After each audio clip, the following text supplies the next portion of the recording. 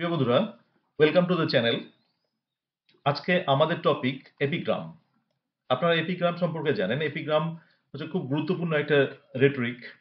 এটা অনেক সময় এর ক্লিয়ার ধারণা থাকে না, যার জন্য কিন্তু এপিগ্রাম চিনতে আমাদের খুব ভুল হয়। কিন্তু এপিগ্রাম যদি আমরা চিনতে চাই, আমাদের কয়েকটা পয়েন্ট খুব ভালো করে মনে রাখতে হয়। এই রেটরিক্যাল ফিগার যতগুলো আছে তার মধ্যে কিন্তু আমাদের মিটোনমি, সিনেকডকি, এপিগ্রাম এগুলোই কিন্তু আমাদের সব থেকে ঝামেলার বেশি। আমরা অলরেডি মিটোনিমি সিনেকডকি নিয়ে আলোচনা করেছি, আজকে এপিগ্রামটা নিয়ে আলোচনা করছি। তাহলে চলুন এপিগ্রামটা দেখে নিই আমরা। এপিগ্রামের আগে সংজ্ঞাটা দেখে নিই।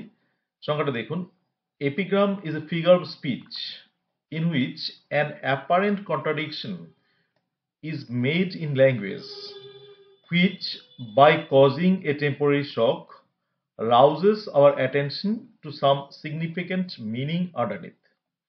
তাহলে এটার বাংলাটা করে দিয়ে ভালো করে বুঝিয়ে দিই। দেখুন, এপিগ্রাম একটা figure of speech in which an apparent contradiction. তাহলে এপিগ্রাম এমন একটা ফিগার অফ স্পিচ যেটার মধ্যে একটা অ্যাপারেন্ট কন্ট্রাডিকশন করা হয়। অ্যাপারেন্ট মানে কি? অ্যাপারেন্ট মানে আপাত দৃষ্টিতে দেখলে মনে হবে অ্যাপারেন্ট। কন্ট্রাডিকশন কি? কন্ট্রাডিকশন হচ্ছে বৈপরীত্য। তাহলে আমরা যদি আপাত দৃষ্টিতে দেখি, লাইনটাকে যদি আমরা পড়ি, ব্যাপারটাকে যদি আমরা বোঝার চেষ্টা করি, তাহলে বুঝবো যে না, এটা একটা কন্ট্রাডিকশন করছে, আমাদের মতের সঙ্গে মিলছে না, একটা বৈপরীত্য আছে সেন্টেন্সটার মধ্যে। এই সেন্টেন্সটার মধ্যে এই বৈপরীত্যটাই কিন্তু হচ্ছে এপিগ্রামের একটা বৈশিষ্ট্য। তারপর কি? দেখুন, an apparent contradiction is made in language। তার মানে ল্যাঙ্গুয়েজটার মধ্যে একটা অ্যাপারেন্ট কন্ট্রাডিকশন আমরা পাচ্ছি, which by causing a temporary shock, যেটা আমাদের কিন্তু একটা টেম্পোরারি শক কজ করবে আমাদের মধ্যে। কিরকম টেম্পোরারি শক? যে আমাদের প্রথম ধাক্কাতেই মনে হবে যে না, এটা হতে পারে না। এটা হচ্ছে টেম্পোরারি শক। আমরা একটা শক পাবো, আমরা একটা আঘাত পাবো যে না, এটা ঠিক নয়, এটা ভুল হচ্ছে কোথাও। এটাই হচ্ছে টেম্পোরারি শক, আমাদের ভাবতে বাধ্য করবে। আচ্ছা, টেম্পোরারি শক পাচ্ছি। শক পাওয়ার পরে কি হবে? Rouses our attention to some significant meaning underneath. এবং টেম্পোরারি শকটা যখন আমাদের কেটে যাবে, প্রথম ধাক্কা একটা লাগবে, লাগার পর যখন আমাদের ধাক্কাটা কেটে যাবে, তারপর যখন আমরা ভাববো, তখন কিন্তু আমাদের একটু অ্যাটেনশন কাজ দেব। তখন অ্যাটেনশনটা দিয়ে যখন দেখবো, তখন কিন্তু এর মধ্যে আমরা একটা সিগনিফিকেন্ট মিনিং পাবো, একটা তাৎপর্যপূর্ণ একটা অর্থ পাবো এই লাইনটার মধ্যেই। তাহলে আবার দেখুন, epigram is a figure of speech. তাহলে এপিগ্রাম একটা এমন figure of speech in which an apparent contradiction is made in language, যার মধ্যে একটা ল্যাঙ্গুয়েজের মধ্যে ওই যে লাইনটা থাকবে সেটার ভাষাটার মধ্যে একটা আপাত্ত বৈপরীত্য দেখা যাবে। এবং কি হবে আপাত্ত বৈপরীত্য? Which by causing a temporary shock, যেটা আমাদের মধ্যে একটা টেম্পোরারি শক করে, এক তাৎক্ষণিক একটা ধাক্কা দিয়ে কি করবে? Rouses our attention to some significant meaning underneath, আমাদেরকে গভীরভাবে একটু ভাবতে সাহায্য করবে। এবং গভীরভাবে ভাবলেই আমরা দেখতে পারবো যে না, এর মধ্যে একটা আসলেই খুব সিগনিফিক্যান্ট মিনিং আছে, তাৎপর্যপূর্ণ মিনিং আছে। এটা কিন্তু হচ্ছে আমাদের ডেফিনেশনটা ভালো করে জেনে রাখতে হয়, তাহলে কিন্তু আমাদের অসুবিধা হয় না। আচ্ছা, এইবার আমাদের যেটা আমরা বলছি যে এর মধ্যে ফিচার কি কি থাকতে পারে। তাহলে আমরা ডেফিনেশনটার মধ্যে ফিচার থাকে আমরা জানি। আচ্ছা, ফিচার কি কি থাকতে পারে আমরা ফিচার্স গুলো দেখে নিই। অ্যাপারেন্ট কন্ট্রাডিকশন ইন ল্যাঙ্গুয়েজ, এটা কিন্তু প্রথমেই খেয়াল রাখতে হবে যে একটা অ্যাপারেন্ট কন্ট্রাডিকশন থাকবে, একটা আপাত বৈপরীত্য ওই ভাষাটার মধ্যে থাকবে, লাইনটার মধ্যে থাকবে, যে না, এর মধ্যে একটা বৈপরীত্য আছে, বিপরীত জিনিস, যেহেতু এই ফিগারটাই কিন্তু বৈপরীত্যের ভিত্তিতে। আচ্ছা, ইট কজেস টেম্পোরারি শক। তারপর এটা কিন্তু আমাদের মধ্যে একটা টেম্পোরারি শক দেবে। আমরা যেটা বলছি যে আমরা পড়ার সঙ্গে সঙ্গে আমাদের একটা ধাক্কা লাগবে, কেমন করে এটা হয়? এই প্রশ্নটা কিন্তু আমাদের মনের মধ্যে জাগবে, এই টেম্পোরারি শকটা হবে। আচ্ছা, এটা সাম সিগনিফিকেন্ট মিনিং আন্ডারনিথ, কিন্তু এর মধ্যেই, সেন্টেন্সটার মধ্যেই লুকিয়ে আছে কিছু গুরুত্বপূর্ণ অর্থ, কিছু নিহিত অর্থ থাকবে। তাহলে এটা কিন্তু আমাদের ডেফিনেশন, এবং এর সঙ্গে আমরা ফিচারও পাচ্ছি। এই ফিচার দিয়ে আমরা বুঝে নিলাম যে এটা এরকমই। এবার সেটা এক্সাম্পল দিয়ে আমরা ফিচারটা দিয়ে ভালো করে একটু ব্যাখ্যা করি, চলুন। আচ্ছা, ফিচারের সঙ্গে দেখি। দেখুন, failures are the pillars of success. ব্যর্থতাই হচ্ছে সফলতার পিলার, স্তম্ভ। তাহলে এর মধ্যে দেখুন, অ্যাপারেন্ট কন্ট্রাডিকশনটা আমরা খুঁজি। অ্যাপারেন্ট কন্ট্রাডিকশন হচ্ছে ফেইলার্স, সাকসেস, এ দুটোর একটা ল্যাঙ্গুয়েজের মধ্যে আমরা কন্ট্রাডিকশন পাচ্ছি। কারণ এটা হচ্ছে, দেখুন, সাকসেস আর ফেইলার এ দুটো তো বিপরীত, এ দুটো আমরা বিপরীত পাচ্ছি কিন্তু। এই এই কন্ট্রাডিকশনটাই কিন্তু বলছে যে ল্যাঙ্গুয়েজের মধ্যে এই কন্ট্রাডিকশনটা থাকবে। আচ্ছা, তারপরে কি হবে? ইট কজেস টেম্পোরারি শক। তারপর আমরা লাইনটা পড়বো, লাইনটা পড়ে একটু মানেটা দেখবো যে failures are the pillar of success. ব্যর্থতাই হচ্ছে সফলতার স্তম্ভ। এই যে আমাদের ব্যর্থতা হলেই মানুষ সফল হয়, ব্যর্থ হলেই মানুষ সফল হয়। তাহলে এখানে কিন্তু আমাদের একটা টেম্পোরারি শক কাজ করছে। কি করে ব্যর্থ হলে সফল হয়? ব্যর্থ হলে তো ব্যর্থই হয়ে গেল। তাহলে তার মধ্যে আবার সফল হওয়ার কি ব্যাপার আছে? এই যে এই টেম্পোরারি শকটা আমাদের কাজ করতে হবে। যে ব্যর্থ মানুষ আবার সফল হবে কিভাবে? এই প্রশ্নটা কিভাবে এটা আমাদের মধ্যে জাগবে?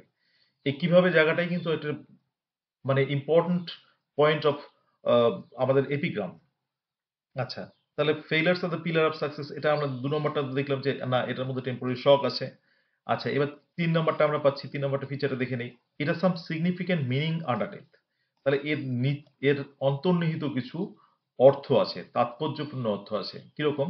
এবার আমরা এটাকে নিয়ে একটু ভাবতে আরম্ভ করলাম যে ফেইলার কেমন করে পিলার অফ সাকসেস হয়। এবার যখন আমরা ভাবতে আরম্ভ করলাম তখন আমরা একটু গভীরভাবে ভেবে দেখলাম যে হ্যাঁ, সত্যি মানুষ কিন্তু সাকসেস হওয়ার পিছনে মানুষের কিন্তু অনেক ব্যর্থতার গল্প লুকিয়ে থাকে। মানুষ কিন্তু একবারেই সাকসেস হয় না। মানুষ কিন্তু ব্যর্থ হতে হতে হতে হতে সাকসেস হয়। তাহলে ফেইলার্স, এই ফেইলার গুলো দিয়েই মানুষ কিন্তু একটা সফলতা পায়। তাহলে কিন্তু যে সাকসেস একবারই হবে সেরকম সাকসেস আমরা কখনোই আশা করতে পারি না। একবার চেষ্টা করলাম, সেখানে হয়তো আমরা ব্যর্থ হয়ে গেলাম। তারপরে আবার কিন্তু সেই চেষ্টা করতে করতে সফলটা হই। তাহলে এই সিগনিফিক্যান্ট মিনিংটা কিন্তু এর মধ্যে থাকছে আন্ডারনিথ, এর মধ্যেই লুকিয়ে আছে। তাহলে এটাকেই আমরা কিন্তু বলছি এপিগ্রাম। তাহলে এর মধ্যে কি কি থাকবে?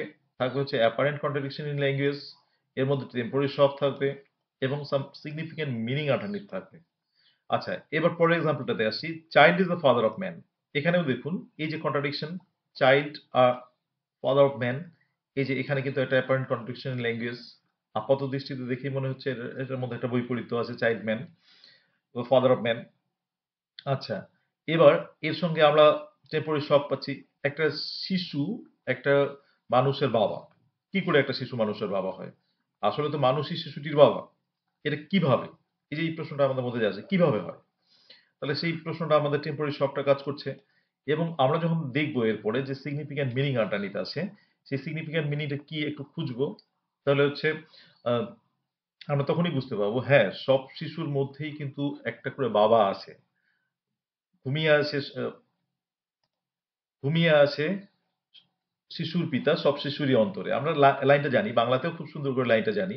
তো এই একই জিনিস কিন্তু, যে একটা শিশুর মধ্যে একটা ফাদার অফ ম্যান থাকে, অর্থাৎ ভবিষ্যতের একটা বাবা হওয়ার যে গুণটা, সেটার মধ্যে কিন্তু আমরা একটা শিশুর মধ্যেই দেখি। তাহলে আজকের শিশুটি ভবিষ্যতের বাবা। তাহলে এটা কিন্তু আমরা সিগনিফিক্যান্ট মিনিংটা পাচ্ছি। খুব সুন্দর করে সেই সিগনিফিক্যান্ট মিনিংটাও কিন্তু এখানে দেওয়া আছে। তাহলে child is the father of man. আচ্ছা, আরো কিছু আমরা এক্সাম্পল দেখে নিই, তাহলে আরো ক্লিয়ার হয়ে যাবে ব্যাপারটা। তবে এপিগ্রামের কিন্তু মিনিংটাকে ভালো করে আমাদের বুঝতে হবে এবং মিনিংটাকে কিন্তু আমাদের প্রয়োজন লিখতে হয়। আর তাহলে এগুলো বোঝা যাচ্ছে। আচ্ছা, আমরা ৩ নাম্বার এক্সাম্পলটাতে আসি। Our sweetest songs are those that tell of saddest thoughts. আমাদের সুইটেস্ট সংস সেগুলোই, আমাদের সবথেকে মধুর গান সেগুলোই যে গানগুলো আমাদের দুঃখের কথা বলে। তাহলে এর মধ্যে কি পাচ্ছি আমরা? সুইটেস্ট সংস, স্যাডেস্ট থটস, আমরা বৈপরীত্য পাচ্ছি। বৈপরীত্য পাওয়ার সঙ্গে সঙ্গে কিন্তু আমরা আরেকটা জিনিস দেখছি যে এটার মধ্যে টেম্পোরারি শক আছে। কিভাবে আমাদের সুন্দর গানগুলো, সেই দুঃখের গানগুলো কিভাবে আমাদের সেই ভালো লাগার গান হয়, আমাদের সুন্দর গান হয়। তাহলে যদি এবার আমরা আরেকটু ভিতরে ইন্টারনাল মিনিংটাকে আমরা খেয়াল করি, আন্ডারনিথ মিনিংটাকে খেয়াল করি, তাহলে আমরা বুঝতে পারবো যে না, সত্যি যে গানগুলো দুঃখ নিয়ে হয় সেই গানগুলো কিন্তু আমাদের বেশি অ্যাট্রাক্ট করে, আমাদের বেশি দিন মনে থাকে, বেশি দিন ভালো লাগে। দেখবেন আপনারা যে যখন আমরা দুঃখের গান শুনি সেই গানটা কিন্তু আমাদের মনে আকৃষ্ট করে বেশি, যেগুলো আনন্দের গানের থেকে। আনন্দের গান হয়তো কয়েকটা দিন শুনে ভালো লাগলো, কিন্তু দুঃখের গানগুলো আমরা অনেক সময় মনে গুনগুন করে বাজাতেই থাকি। তো এগুলো এগুলো আমাদের চিরন্তন হিসাবে, মানে চিরন্তন গান হিসাবে থেকে যায়। তাহলে এটাই কিন্তু হচ্ছে আমাদের সুইটেস্ট সংস আর those the tell of saddest thoughts. খুব বিখ্যাত একটা লাইন। আচ্ছা, একই রকম ভাবে pen is mightier than the sword. তাহলে পেন আর সোর্ড এ দুটোর মধ্যে বৈপরীত্য পাচ্ছি। এবং আহ, এখানে বলছে যে pen is mightier than the sword, কলম হচ্ছে তরবারির থেকে শক্তিশালী। তখন আমাদের মধ্যে ওই প্রশ্নটা, টেম্পোরারি শকটা কিভাবে হয়? যে কিভাবে একটা তরবারি, একটা কলম, মানে একটা কলম তরবারি থেকে শক্তিশালী হয়? এই কিভাবে হলো, এটা একটা প্রশ্ন যাচ্ছে টেম্পোরারি শকটা। এবং এর আন্ডারনিথ মিনিংটা আমরা খুঁজবো যে সত্যি একটা তরবারি দিয়ে কিন্তু শুধুমাত্র কয়েকজন মানুষকে মারা যায় বা কয়েকজন মানুষকে শাসনে রাখা যায়, কিন্তু একটা পেন দিয়ে অনেক মানুষের মধ্যে হাজার হাজার লক্ষ লক্ষ মানুষের মধ্যে সেই চিন্তাধারাটাকে কিন্তু প্রভাবিত করা যায়। তাহলে পেন এই জন্য কিন্তু অনেক শক্তিশালী একটা সোর্ডের থেকে। তাহলে এটাই কিন্তু আমরা পাচ্ছি ইনার মিনিংটা, ইন্টারনাল মিনিংটা, ডিপার মিনিংটা। আচ্ছা, আবার আরেকটা, আওয়ার অ্যান্টাগনিস্ট আর আওয়ার হেল্পার্স, আমাদের শত্রুরাই আমাদের হচ্ছে সাহায্যকারী। এবার এটা, তাহলে এখানেও বৈপরীত্যটা পাচ্ছি, অ্যান্টাগনিস্ট এবং হেল্পার। তাহলে অ্যান্টাগনিস্টরা কি করে আমাদের হেল্পার হয়, কিভাবে হয়, আমাদের শত্রুরা কিভাবে আমাদের সাহায্যকারী হয়? এটা আমাদের স্বাভাবিক প্রশ্ন। আমাদের টেম্পোরারি শক, আমরা যে শকটা পেলাম। আচ্ছা, এবার যদি সেটাকে আমরা একটু ডিপলি ভাবি, হ্যাঁ, আমাদের যারা শত্রু আছে তারা কিন্তু আমাদের সবসময়, বা যারা আমাদের বিরোধী আছে তারা কিন্তু সবসময় আমাদের নিয়ে সমালোচনা করে। এবার সমালোচনা করতে গেলে আমাদের কিন্তু ত্রুটিগুলো তারা খুব বেশি করে তুলে ধরে। আর আমরা যদি সেই ত্রুটিগুলো আমাদের খেয়াল করি এবং সেই ত্রুটিগুলোকে কারেকশন করার চেষ্টা করি, তাহলে কিন্তু আমরা খুব বেনিফিটেড আমরা নিজেরাই হব। তাহলে তারা কি করছে অ্যান্টাগনিস্টরা? তারা কিন্তু আমাদেরকে একদিক দিয়ে, ওদের উদ্দেশ্যটা হচ্ছে আমাদেরকে ক্ষতি করা, আমাদেরকে আমাদের ত্রুটিগুলো তুলে ধরা। কিন্তু সেই ত্রুটিগুলো তুলে ধরতে গিয়ে তারা কিন্তু মানে অজান্তে আর একটা কাজ করছে, সেটা কিন্তু আমাদের হেল্প করছে। কি করে? আমরা আমাদেরকে নিজেরাই শুধরে নিতে পারবো, সেই ত্রুটিগুলো শুধরে নিতে পারবো। এজন্যই কিন্তু বলছে যে আওয়ার অ্যান্টাগনিস্ট আর আওয়ার হেল্পার্স। খুব এপিগ্রামাটিক্যাল একটা লাইন। সেই লাইনটার মধ্যে কিন্তু খুব একটা ডিপার মিনিংও আছে, যে সত্যি আমাদের অ্যান্টাগনিস্টরা আমাদের হেল্পারই হয়। এই ডিপার মিনিংটা খুঁজে আমাদেরকে ভাবতে হবে। আচ্ছা, আরেকটা ইউলিসিস থেকে খুব সুন্দর একটা line, I am become a name, আমি একটা নাম হয়ে গিয়েছি। আচ্ছা, I am become a name কিরকম করে এপিগ্রাম হলো? তাহলে আই আই আই বলতে এখানে একটা পার্সন বোঝাচ্ছে, নেম আর এটা কিন্তু হচ্ছে নামে হয়ে গেল। তাহলে একটা লোক, একটা নাম, শুধু একটা লোক, একটা আমরা লিভিং অবজেক্ট, একটা নাম, শুধু এটা যে কোনো জিনিসের নাম। তাহলে এখানে কিন্তু আমরা একটা বৈপরীত্য পাচ্ছি, একটা লোক একটা নাম হয়ে গেছে, সেটার মধ্যে একটা টেম্পোরারি শক পাচ্ছি। কিন্তু যদি আমরা একটা ডিপার ডাইভ করি, তাহলে কিন্তু দেখতে পাবো যে হ্যাঁ, এর মধ্যে একটা ইনার মিনিং আছে। মিনিংটা কিরকম? যে একটা লোক একটা নাম হতে পারে না, কিন্তু একটা লোক তখনই একটা নাম হতে পারে যখন লোকটা এতটা ফেমাস হয়ে যায় যে সেই লোকটাকে এক ডাকেই মানুষ চেনে, ওর নামটাই পরিচিত হয়। আমরা হয়তো লোকটাকে অনেকটা চিনি না, এরকম লোক অনেকে আছে, আমরা লোকটাকে চিনি না, কিন্তু লোকটার কার্যকলাপ বা লোকটার যে অনেক মানে যে অ্যাক্টিভিটি গুলো হোক বা কন্ট্রিবিউশন গুলো হোক, সেটার জন্যই কিন্তু আমরা লোকটাকে জানি, তার নামে জানি। তাহলে এখানে কিন্তু সেটাই বলতে চাচ্ছে যে ইউলিসিস, যে আমাকে হয়তো অনেকেই চেনে না, কিন্তু আমার নামটাকে অনেকেই চেনে। আমার নামটাই হচ্ছে, নামটা দিয়েই আমি পরিচিত হয়ে গেছি। তাহলে I am become a name, তাহলে আমি একটা নামে পরিণত হয়ে গেছি। ইউলিসিস একটা সিম্বলে পরিণত হয়ে গেছে। আমরা জানি ইউলিসিস যখন আমরা টেক্সটটা খুব সুন্দর করে দেখেছি, আপনারা দেখবেন ইউলিসিসটার মধ্যে ডিটেইলড একদম লাইন বাই লাইন আমরা বর্ণনা করেছি। সেখানে কিন্তু বলা আছে ইউলিসিস কিন্তু একটা সিম্বল হয়ে গেছে অ্যাডভেঞ্চারের। তাহলে এই এই সিম্বলটাই হচ্ছে সেই নামটা হয়ে গেছে। ইউলিসিস কিন্তু সেটাই বোঝাতে চাচ্ছেন, যে আমাকে সবাই একটা সিম্বল অফ অ্যাডভেঞ্চার বলে জানে। তাহলে এটাই কিন্তু হচ্ছে আমাদের সেই এপিগ্রামাটিক্যাল লাইনটা, খুব সুন্দর একটা লাইন, যেটা আমরা ইউলিসিসেও খুব সুন্দর করে পড়েছি। তাহলে এটাই হচ্ছে আমাদের এই এপিগ্রামের যে সংজ্ঞাগুলো আছে বা ডেফিনেশন গুলো আছে, এর সঙ্গে এক্সাম্পল গুলো দিয়ে আমরা এপিগ্রামটাকে বোঝার চেষ্টা করলাম। আশা করি ভালো লেগেছে। আর যদি এরকম টাইপের কোনো রিটরিক আমাদের জানার ইচ্ছে থাকে, তাহলে বলবেন, সেইগুলো নিয়ে ভিডিও করব। আর অবশ্যই এর কমেন্ট করবেন কেমন লাগলো, বা লাইক করবেন, সাবস্ক্রাইব করবেন, আর সাথে থাকবেন। Thank you for watching the video. Please subscribe the channel. Let's learn blooming birds and stay tuned.